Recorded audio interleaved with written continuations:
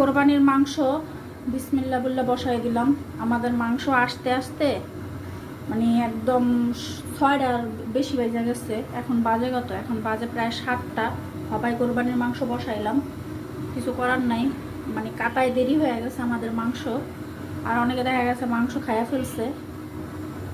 তো বিসমিল্লাহ বলে বসাই দিলাম বড় পাতিলে করেই, আল্লাহ ভরসা, কিছু করার নাই। সব গুছাইতে এত দেরি হয়ে গেছে, কি আর করবো, করার কিছু নেই।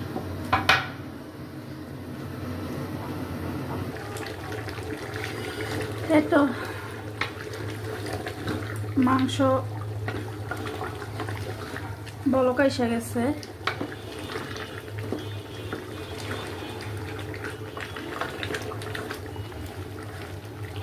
মাংস বলে কোরবানির মাংস আদা সেদ্ধ দিলে খাওয়া যায়।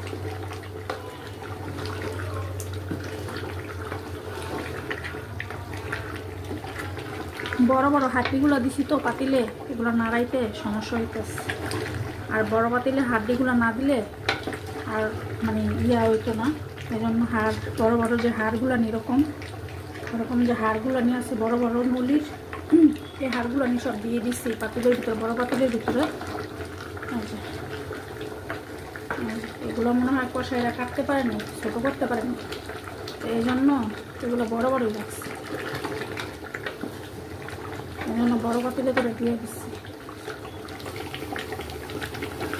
আলহামদুলিল্লাহ, এই তো আমাদের কোরবানির মাংস প্রায় রান্না শেষ। আর কোরবানির মাংসতে একটু বোনা বোনা রাখে, কষা কষা।